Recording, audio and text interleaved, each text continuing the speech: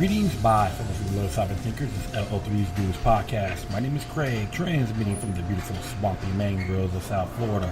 And today's date is Friday, June 1st, 2018.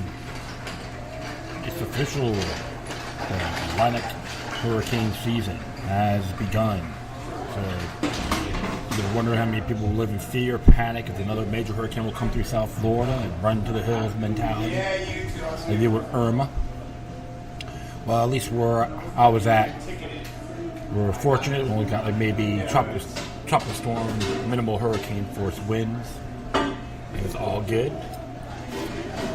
But like I said, as part living in South Florida, I wasn't expect that. So you hear people putting their ice in and all that. I'm at Stache.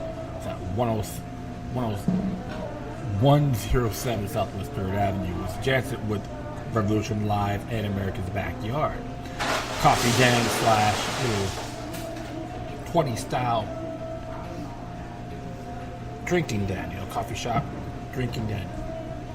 That's a lot of character behind it, so you can hit their website. It's pretty cool. So, yeah, I may just put an ad in there too, just to check it out. Good folks and all that. Yeah, another thing too I want to address is a colleague of mine.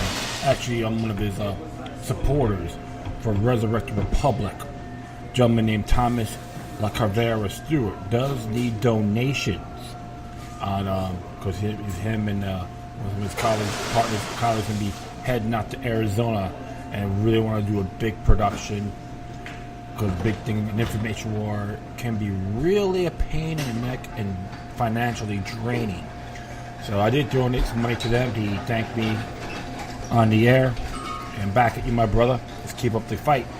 You're not alone in this battle when it comes to tyranny, the New World Order, etc. And the Marxist propaganda makes me dumb, stagnant, happy. So definitely resurrecttherepublic.com. I am going to leave a link on there so you can check it out, donate money, observe responsibly. The information too had a lot of merit. I did some shows pertaining to his work, especially with the 14th Amendment, but still people don't realize that the way it was handled was considered unconstitutional.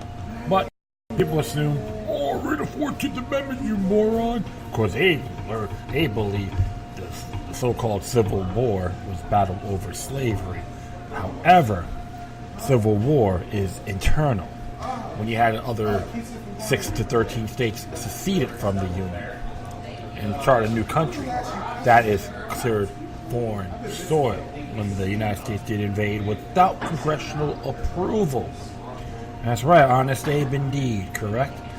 Everyone out there should just start look up the burning of Atlanta, where almost 75% of the city was burnt to ashes, and they didn't care. William Sherman, I think his name was, didn't care who lived and who died, regardless of what you look like. Even that band Whiplash did from the album Ticket to Mayhem did a song called "Burning of Atlanta," which is heavy, thrashy, and all that good stuff. So yeah, let's look up Whiplash and song band Whiplash, and just let's check out "Burning of Atlanta." Interesting history indeed, which they don't want to teach you in bizarro schools. Alright, so enough of my little ranting here. Just like I said, this is going to be a good Friday, and hopefully people will be checking out the Cosmo Gyro CD release party at the Poorhouse. And I had to admit, I had a real good time on my debut of my new show podcast called Euphonic Persology. Euphonic Persology, which it means is obsolete words, which it means musical messages. Okay, music with message, and that show there actually contains South Florida unsigned acts and beyond. Trying to get multiple genres. This band was more of like a heavy metal, which I'm a big fan of that music. And really well, and people are listening and downloading and sharing. I thank you for that. I'm just disappointed it never really connected to the iHeartRadio, so I'm going to have to find out what the hell is going on with that. But anyone from iHeartRadio, here's my show today, this show here. Go to my speaker page. You can listen to yourself. We had a lot of fun. It was a real good vibe, and the stuff I learned about a particular artist. And like I said, it was really good. And go out to support your local bands because you never know. There's things you could you'd be surprised. And that's really it on that aspect. But it was fun. All right, so. Oh, another thing, too, about the whole Tommy Robinson on protest, on free speech and so forth. You still got people real finicky as him saying, oh, he's homophobic, this and that. And some people believe you got to destroy Islam to save the world. I don't know. People got to start studying their history, man. It's like, I get a lot of, I get some interesting comments on a few things. I'm not condemning the person, but sometimes I'm just like, you gotta do your homework on tyrannical governments, which they slaughter more people than one particular group that claim to believe religious, including the Christian Crusades as well. Well, I'm not gonna go collective bashing on faith. I have disagreements with these creeds, don't get me wrong, but I'm not, that's what I say, but witch hunting is very dangerous. And plus,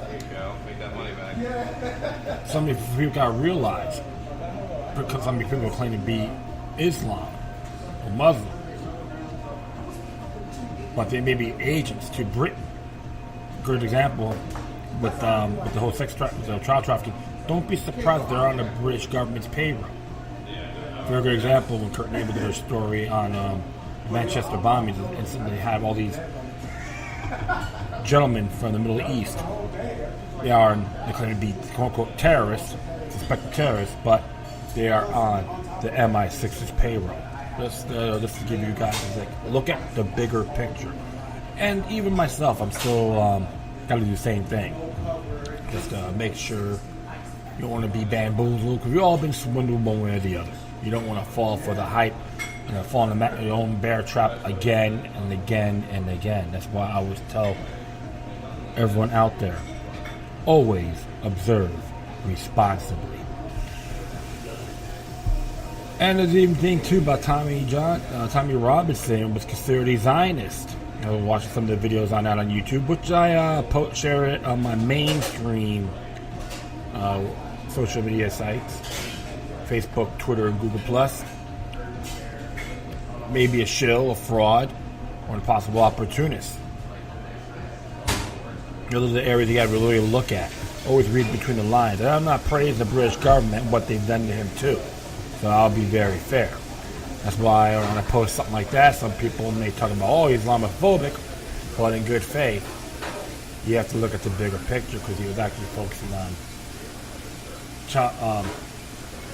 alleged child traffickers. So, and I know people who are Islamic by faith condemn those actions as well. I know for a fact. I chat with people. That's why. I don't have to listen to the stupid-ass left-right media propaganda machine. We're off the Operation Mockingbird or Edward Bernays' playbook of propaganda.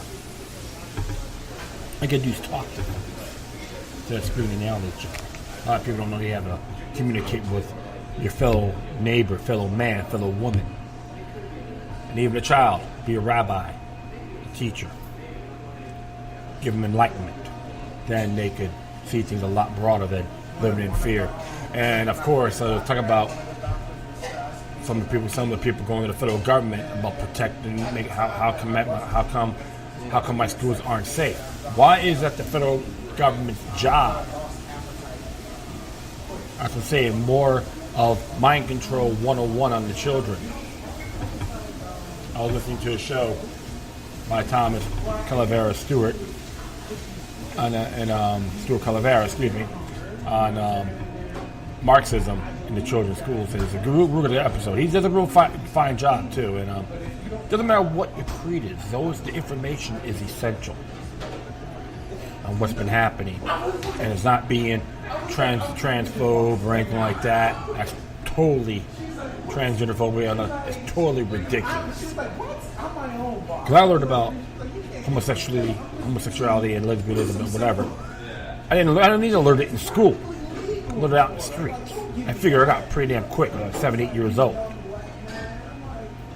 Things you can do. Because I have good parents too. I have different views. So, but one thing we have in common is a bizarre world out there. Very treacherous since the beginning of time. Alright, I know I'm digressing, forgive me on that, my friends. So, we're going to be, first thing we're going to be talking about is the deep state. It actually came out by a New American today. By a gentleman named, hold on here.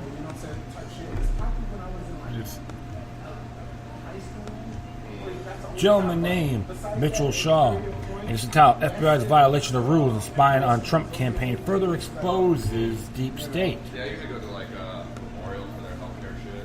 And it's pretty interesting here. And they have there's a new social media site called oneway.org, which I'm on. And I encourage people to go on there too, because it looks like Facebook is trying to censor, and OneWay's not supposed to be doing that either. So there's decentralizing is the key.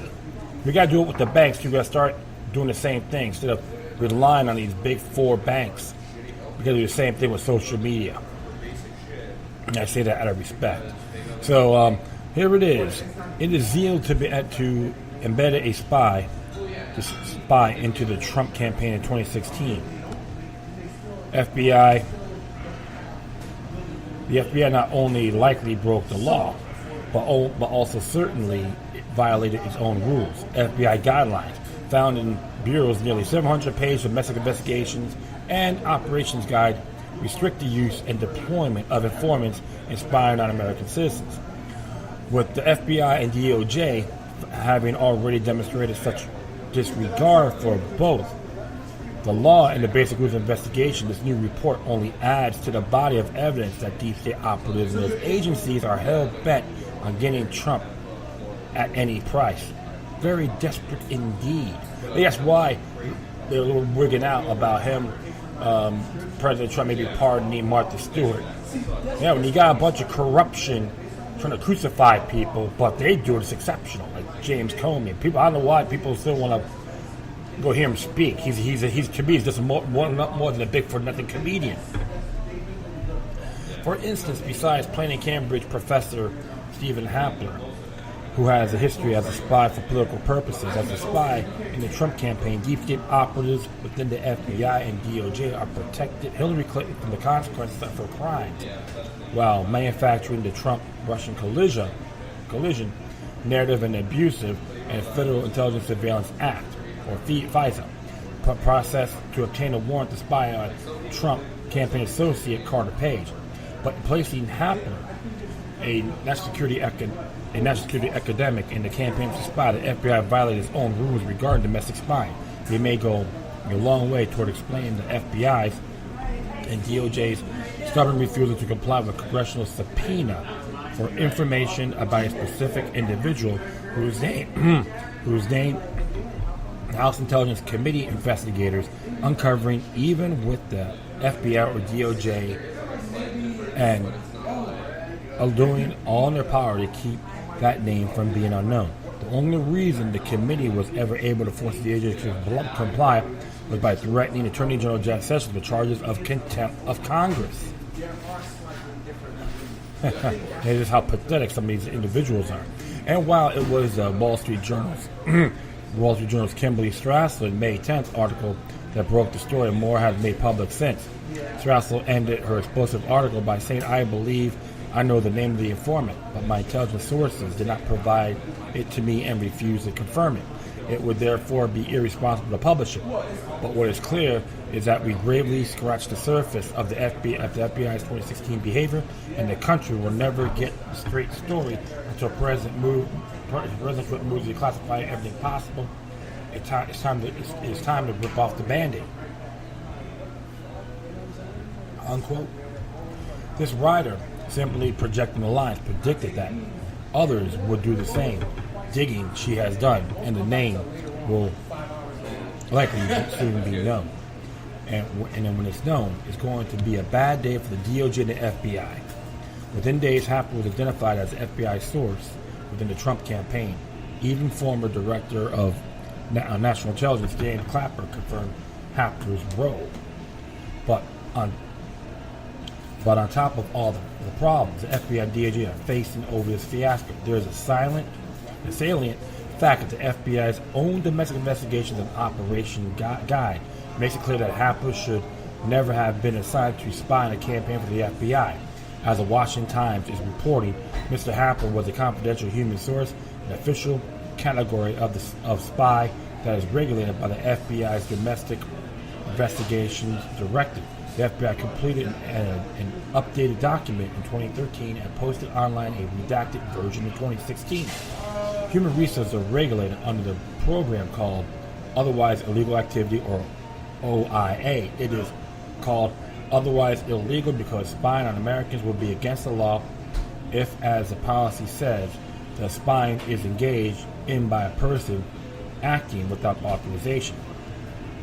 The guideline is clear that OIA must be authorized before being undertaken, and that there are clear criteria which must be met for the authorization to be given. That criteria includes a proviso that OIA can be conducted only in limited circumstances to obtain information, and when that information or evidence is not reasonably available without participation in the IOA. It is evident that the bar for something embedding a spy into a political campaign of Donald Trump was not met. It was also clear that someone in the Obama administration must have authorization, Hapler, to conduct OIA against the campaign. So, with all the liberal mainstream media's claims to the contrary notwithstanding, President Trump was spot on when he accused the Obama administration of spying on him.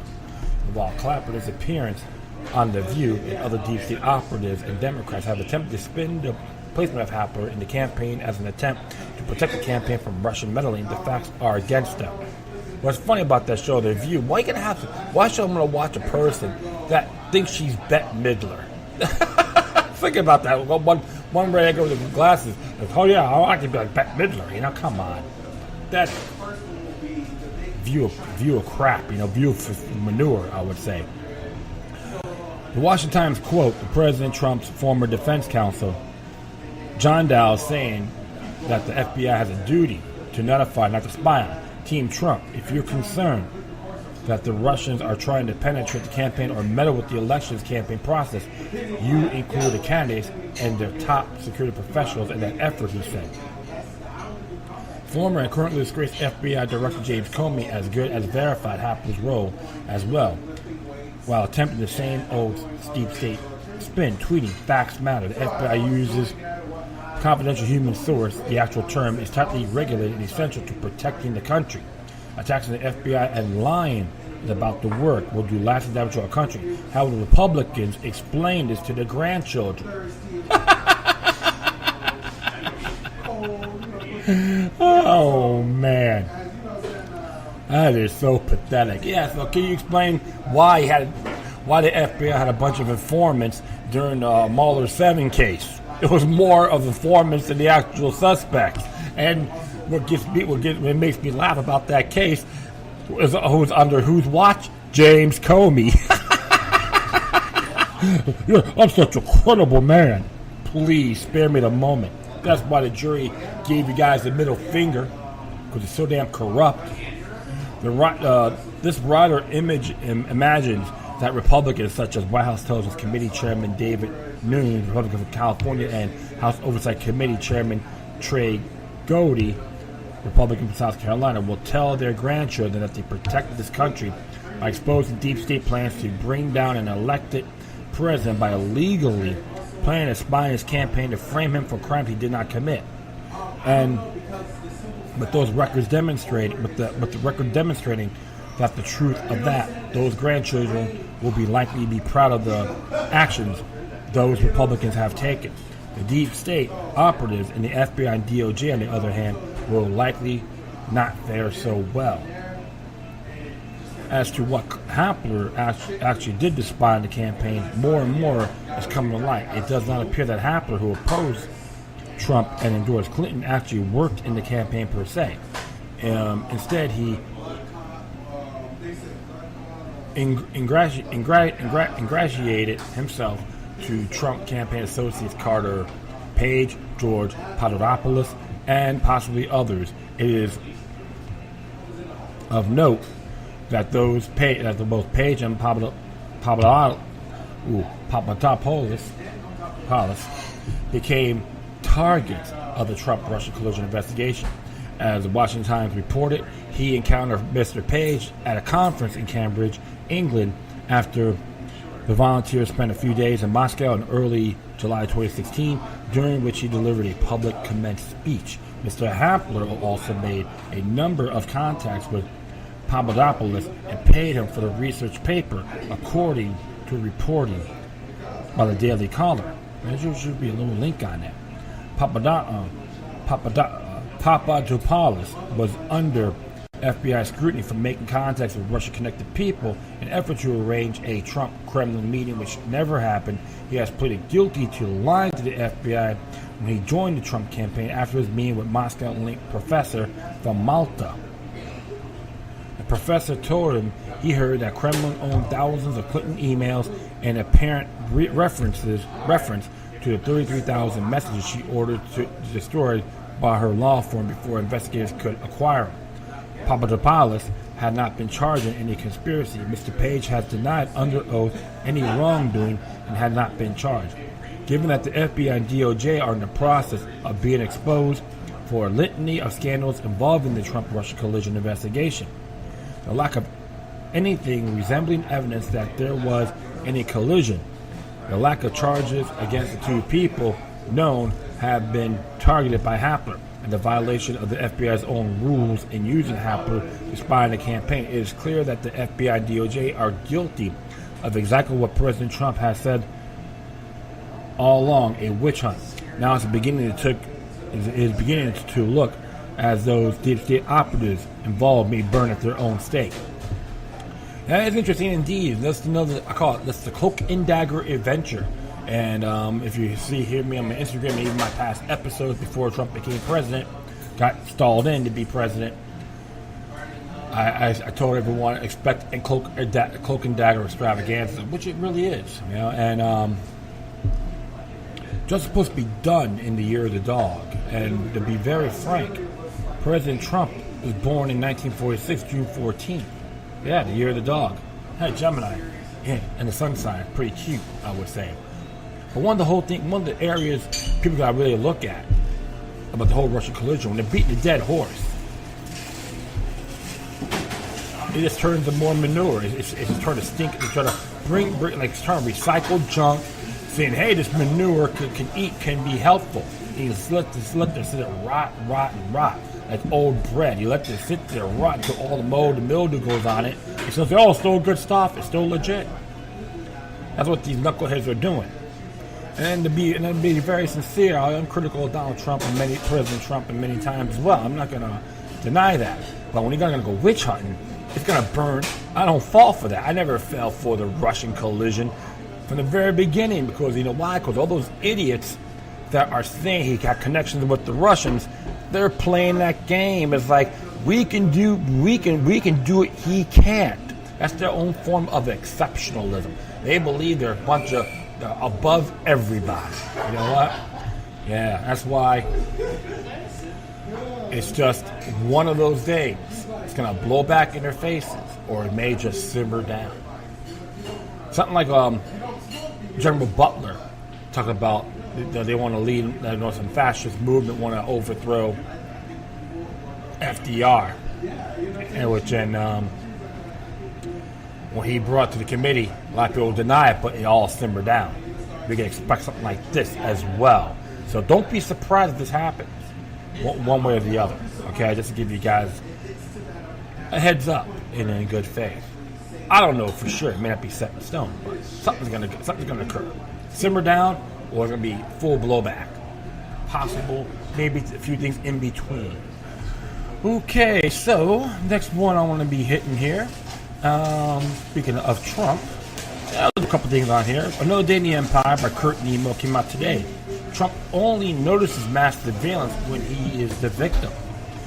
From Donald Trump's perspective, the intelligence operation directed against his presidential campaign is one of the biggest political scandals in U.S. history.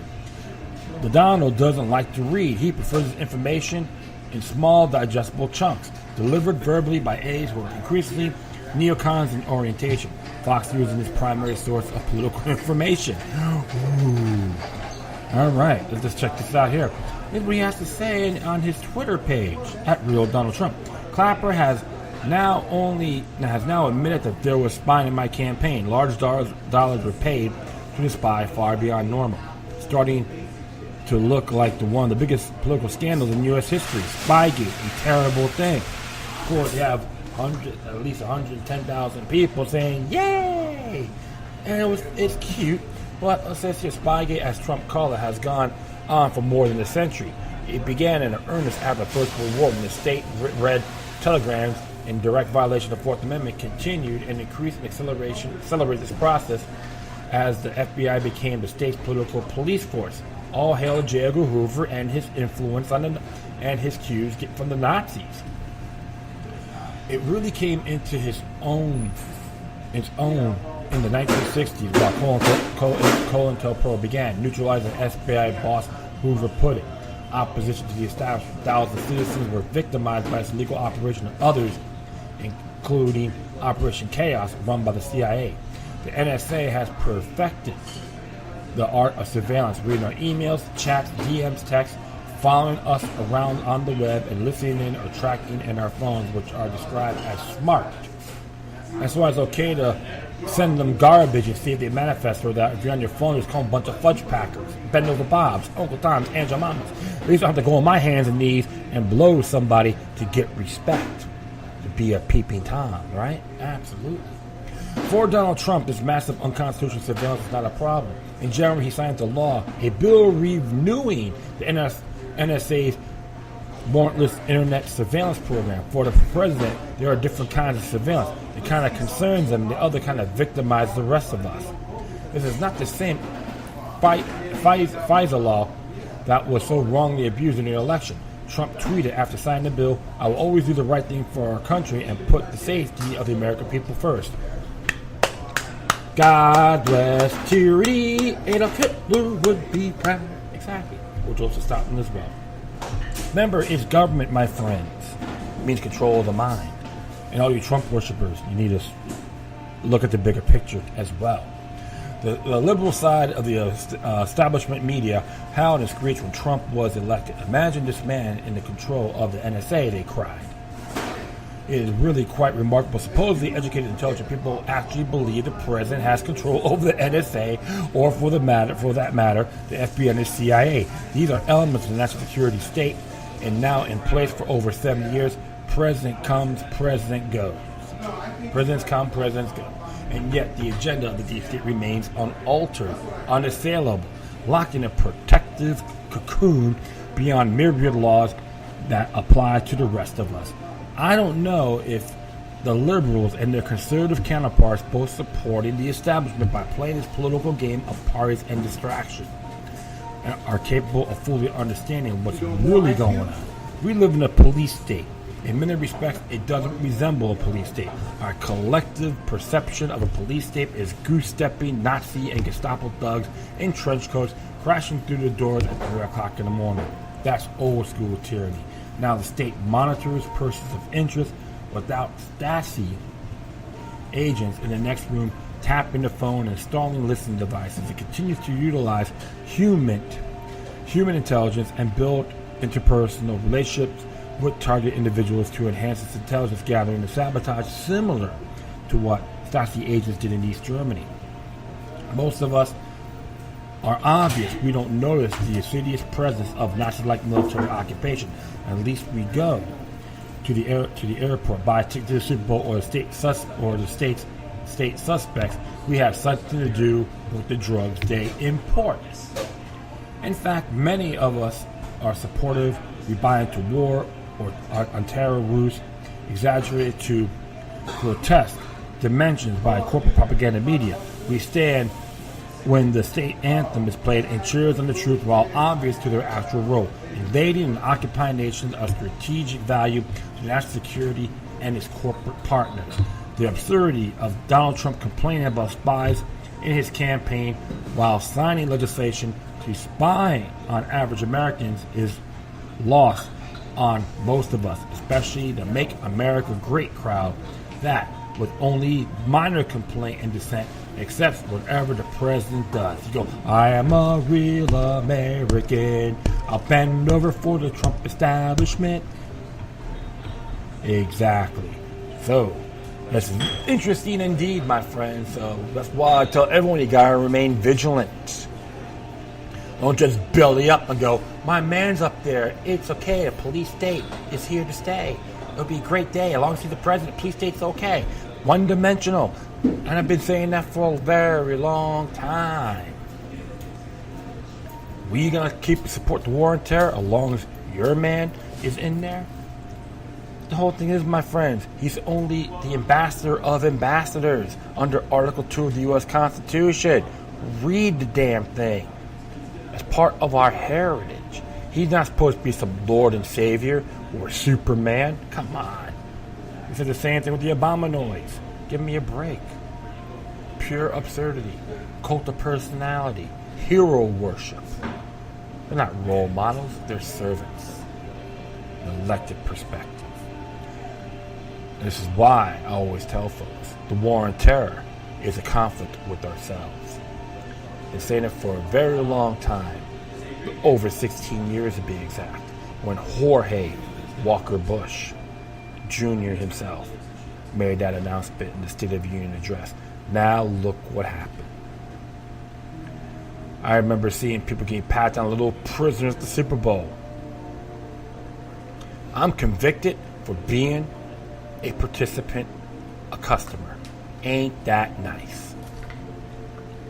Now people gotta they don't want no one players kneeling to the NFL. You gotta respect the flag. Well, if you're gonna do that, Mr. President, make sure those flags are honored by Title IV of the U.S. Code. Gold ridges represents maritime law of the sea. That's the flag I have contempt for. It's counterfeit, blasphemous, fake, fraudulent. You want me to respect the flag? Which one? Under Title IV of the U.S. Code or gold ridges? So I don't like double speak. And I have to agree. He shouldn't be right. He should be, Mr. President shouldn't have been spied on. Donald Trump should have never got spied on during the campaign. I agree with that. But don't play double standards either. We don't need a Michael Moore or Rosie O'Donnell syndrome as our elected ambassador by the states. Yes, I do support Electoral College. Popular votes are a sham and it's centralization. All right, I'll be right back. Yeah, cool. So, next thing I'm going to be talking about, which is interesting, is happening, is actually came from Tucson Weekly. I think Government Rag, editor of Government Rag, sent a tweet on a Twitter page. It says here, "See in orange, Tucson continues to fight for common sense gun laws." Okay. Orange is the color worn by hunters to signal to other hunters that they're human. So please don't shoot. American nationwide will come together with a united message on Wear Orange Weekend, June 1st through 3rd. Stop and allow us to be shot. Mothers Demand Action, a national organization founded in the 2012 after Sandy Hook shooting, will host a local Wear Orange event on Saturday, June 2nd. Community members are welcome to wear orange. Remember that those lost their lives to gun violence and show support for common sense gun legislation in Arizona. Oh, really? Yeah, you mean tyrannical firearm legislation, compromising your natural-born rights. I will continue on here. Moms Demand Action members will hang 106 shirts to represent the people of killed by firearms every day in America, based on statistics for the Center for Disease Control. Sadly, we had to dye more T-shirts, says Deborah Parker, an organizer with Mom Demand Action. But a month ago, the number was killed 96 per day by guns. Now, And the latest CDC statistic for 2016 says that 105 people are killed per day. I'm just wondering how many of them are done by governmental delegates such as the police shooting others. Does that count? Parker's daughter was murdered in 2006 at the age of 19. She was talking on the porch at a house party and was killed by drive-by shooting, leaving behind her 9-month-old daughter. Parker and her husband since adopted their granddaughter, Patrice. And Parker became an advocate for gun law reform and works heavily with Mom Demand Action. Patrice, now a teen, is a local youth leader in the March for Our Lives movement. Interesting about the whole March for Our Lives is it's been created by a group called CA Corporation. They're based out of Plantation, Florida. They're not really as organic as what people think. Just look it up. The person that killed my daughter was a convicted felon, a prohibited carrier, and had an AR-15, Parker said. So for every one person murdered, 2 people are injured because of gun violence every day. This is something that affects everyone. Everyone should have a background check if they want to buy a gun. Well, it's already in the books there, my friend. Background checks have been existing for a good period of time. But remember, when it comes to compromise of prohibition, people will find a way of getting it. You gotta look at study history, the 1920s of alcohol prohibition. So I'll just give you an example. And I say that in good faith. A 2011 poll found that more than 83% of the respondents in Arizona, Colorado, Indiana, Virginia, and Ohio, including more than 75% of gun owners polled, favored universal background checks, according to Gifford Law Center. However, state lawmakers have yet to reflect with actual legislation. Currently, Jeff Flake has a A from the NRA, and Senator John McCain has a B+.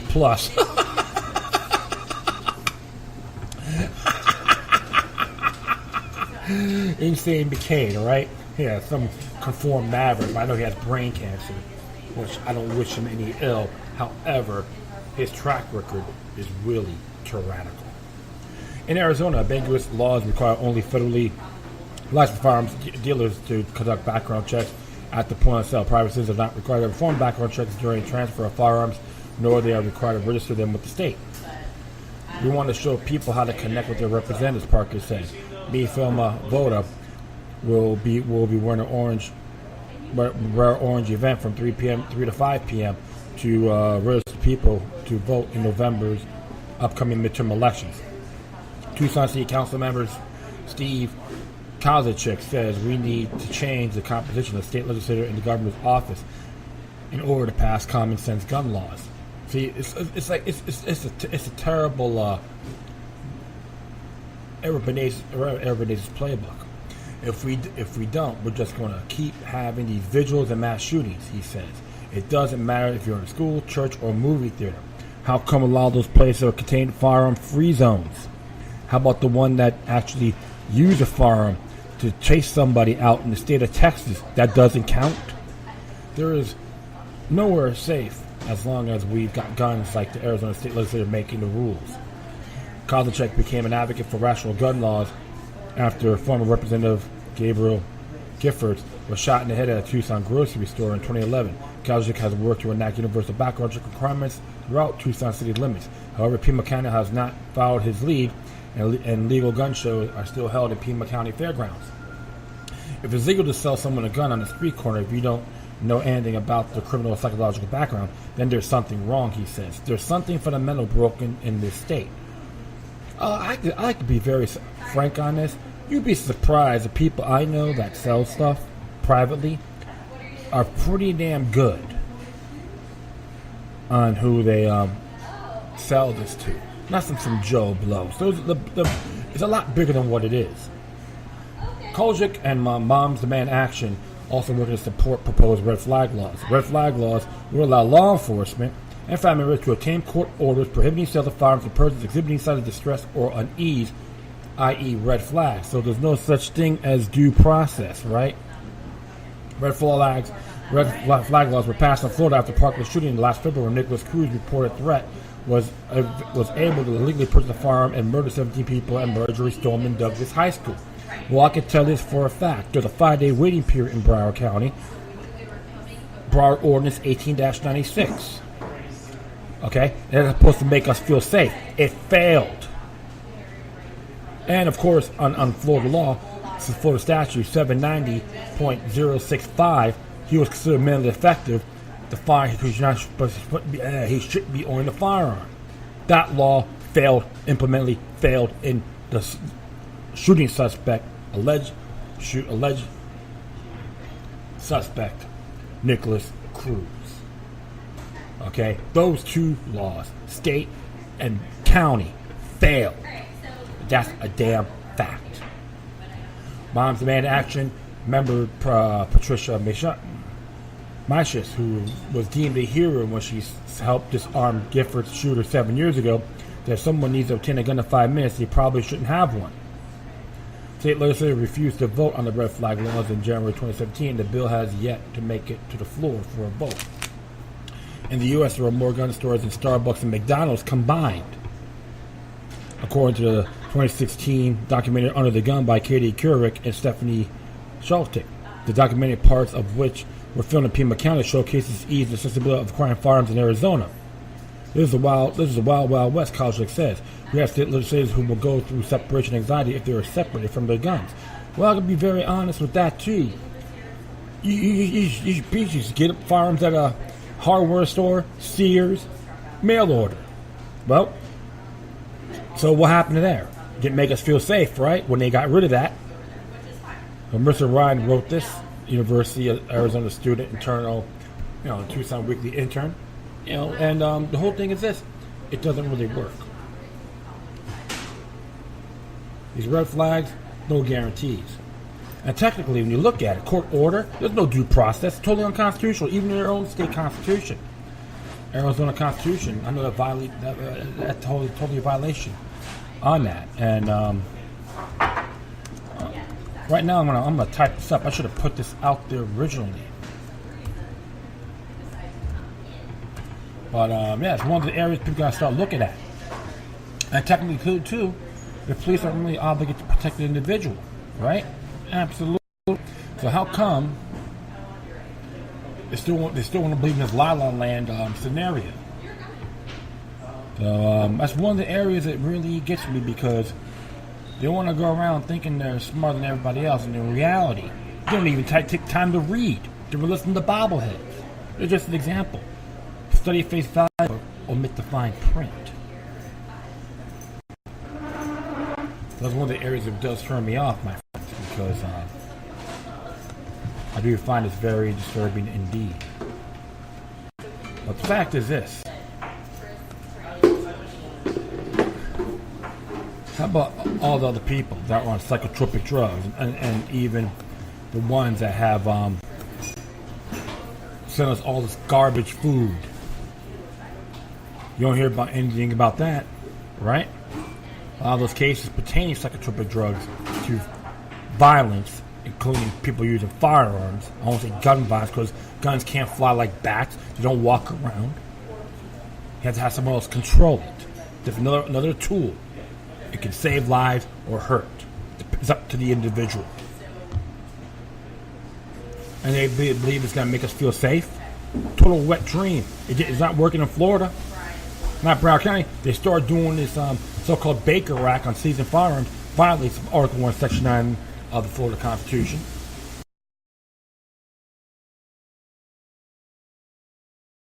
They're contradicting their resolution, which they did a nullification on both USA Patriot and Domestic Security Acts, May 6, 2003. And talking in the 6th clause, talking about they have an oath to protect and defend both the U.S. and Florida Constitution to protect the citizens of Broward County on their personal liberties, freedom of speech, right to peacefully assemble, and equality on judicial due process. I can paraphrase and we can look it up. Something to look at, my friends, yeah? And that's one of the areas I always try to be observant and fair. And I'll be right back. Yeah, I'm back, and actually it's true. This is from Ballotpedia. I talk about victims of Bill of Rights to preserve 2.1 subsection A, to preserve and protect victims' rights due to justice and due process, a victim of crime. Hold on here, due process here. That's one of them. Let me just see here how far this baby goes. Due process of law, Article 2, Section 4 of the state constitution, no person shall be deprived of life, liberty, or property without due process of law. So that red flag, so-called red flag law or amendment they want to do in the state of Arizona is null and void. So all you moms that demand action, don't like it, then the hell with you. Get the hell out of Arizona. Don't even come to Florida. I'll chase you cowards out like a bunch of vampires. With a big sun, have a big sun, or silver stakes, have ready. Right your heart, and I say that symbolically. In other words, you'll be put in your place. And that's a promise. Okay. Like I said, I just get a little bit annoyed when it comes to our natural born rights, and they think they know better. They can't even tie their own shoelaces as far as I'm concerned. We'll have politicians depend on them to protect their own platform, which is their human law, not natural law. So I will do one more thing here, and this came from American Free Press. Came out yesterday.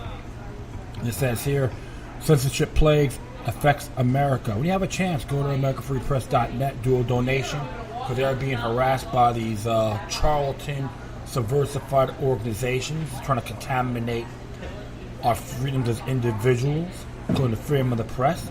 So this one here is a conspiracy buzz. It's pretty cute. Came out May 30th, and is by Dr. Kevin Barrett. Albert Camus' 1947 novel used the plague as a metaphor for fascism. Today, the plague of fascist-style intolerance is once again spreading. But the carriers are not so much of the paleoconservative nationalists that Antifa hates as Antifa itself, and the milieu from which it arises. Oh, excuse me about that. Give me here. The core principle of fascism is crushing dissent, and this Antifa and its allies who are the worst censors and most fanatical enemies of free speech. I see that based on their actions over there. I'm pro-free speech. I'm pro-Bill of Rights. So you say I'm a Nazi? No, I defy all forms of tyranny. So don't even ever try to put me in those areas. You will lose. On May 10, 1933, 40,000 pro-Nazi Germans gathered in Berlin to stage a gigantic book-burning fire. Exactly 85 years ago, on May 10, 2018, philosopher and author Gilad Aspman was barred from the Wilmar Community Center in Madison, Wisconsin, on the grounds that he was supposed Holocaust denier. In fact, Aspman does not deny any facts about any of the many 20th century Holocausts, but he insists that the events in the past must be treated in an open, scholarly manner as opposed to as religion. Aspman opposes all forms of history laws. He prefers to remember his grandmother as a victim of the larger Holocaust, World War II, which killed 60 million innocent people, rather giving her special status because she, unlike more than 50 million other innocent victims of the horrific war, happened to be Jewish. Like the 1930s German authors whose books were burned by Nazis, Aspman is a dissident. A healthy society welcomes and embraces heretics like Aspman. But our society is increasingly unhealthy, sickening by the plague of censorship which festers in stinking marshes of political correctness and creeps out to strike down free thought. Aspman has been censored so many times as he has lost count. When I informed him that his Madison venue has been abruptly canceled less than a week before the event, he told me it happens all the time. Often cancellations come out on the very day of the event, making it difficult or impossible to find alternative locations. Aspman is censored because he criticizes Israel's sacred cows and defends the rights of Palestinians. In this, he resembles the vast majority of censorship victims in America and Western Europe. Is it odd that Americans and Europeans can't critique and mock their own culture's sacred symbols, yet are forced to kowtow to Israel's? I was recently banned from KBOO Community Radio in Portland, Oregon, shortly before I was scheduled to appear. The witch hunt that terrorized the KBOO management into banning me was led by Zionists hiding behind the banner of the neo-Bolshevik Antifa movement. The previous year I was banned from the Berkeley Fellowship of Unitarians, a universalist, after a hate campaign led by liberal Zionist members. This was the first time I've ever had a a speaking event canceled. Israel Lobby Group has tried to cancel my event several times before that, but they had always failed. In 2015, they got me briefly banned from Canada, but it backfired when the ban was quickly lifted and I spoke in many Canadian cities. In several other cities, Banner's Birth Canada pressured the venue to cancel, but none ever did. In Edmonton, Banner Birth lodged a hate speech complaint with the local police. After the first half of my talk, 2 plainclothes officers approached me and identified themselves as members of the Edmonton Police Department Hate Squad. Hate Squad. Oh, you're teaching hate. That's very offensive in our community. They told me that they had no problem with anything I had said. So I can now brag that my talks are certified hate-free by the Edmonton PD Hate Squad. Over the past 3 years, it seems that the censorship plague was metastasized and spread not only through community institutions like Berkeley Unitarian Church, the Wilmar Center, and Madison Cabo Radio, but in even more virulent forms across the internet. Many dozens of history books have been banned by Amazon, Facebook, and Google are tweaking their algorithm to hide alternative media. An internet publication outright for Veterans Today, the most read veterans publication in America, has been completely banned from Facebook without any explanation. Most likely reason, offending Zionist sensibilities. And those even claim that Steve made others said that that person was a shill. However, not like I said, it's just really sad. However, it's not right either. Okay, I'll let you know on that. Academia is also affected. Professors who question Zionist propaganda like Anthony Hall, Stephen Schultz, Saluvia, and Joy Koviga have been focused on the historical witch hunt. I recently interviewed Alan Zabrowski about censorship. Zabrowski, an ex-Marine officer and former director of strategic studies at the U.S. Army War College, is on his record stating that 9/11 was a Mossad operation, period. He told me that the ultimate form of censorship is assassination and voiceless suspicions, but ultimately death of 2 great American free press journalists, Michael Collins Piper and Victor Thorne. AMF is the last print publication braving Zionist censorship hurricane. Writing for the newspaper may be a dangerous job, but somebody's got to do it. And he's correct, and that's why I say I defy all forms of censorship too. If some of these people don't like it, too bad. Get the hell out of my country. I'm sick of all these imbeciles trying to tell people what to think, how to wipe their rear. They can't even take care of their own damn problems. And it doesn't matter if you're a Zionist, if you're from Israel. It don't matter. It doesn't matter. The truth is this. People like you are tyrants. You're just like the Nazis. You're just like Joseph Stalin, Mao Tse-tung. You're just no more than a governmental parasite. I can say this to all those people that claim to be Zionist Jews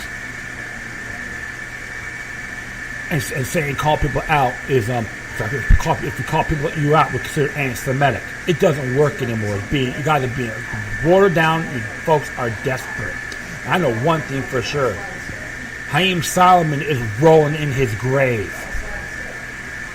Mark my words on that. Merrick Elderman is rolling in his grave. He's one of the resistors, one of the true heroes of the Warsaw Ghetto Uprising, when he had his folks all like ragtag, worn down, not to try to go in the ghettos. They fought back. Those are the people I pay homage to, and even the late great Aaron Zellman, executive director for Jews for the Preservation of Firearms Ownership. Not these little pencil-neck sensitive snowflakes, or willing snowflakes, I call them. You're weak and pathetic, and you will backfire on you when you least expect it. You don't have to do anything. You'll be stepping on your own bear trap. Who are you going to blame, right? That's the fact. Defy all forms of censorship. Freedom is the way to do it, not tyranny. And that is it. I thank everyone for listening, but feel free and download it. Download and share throughout the social media networks. If you have any questions, comments, or you're saying something that's interesting you may want to check out, whatever you do, please addressed corresponds to the decorum.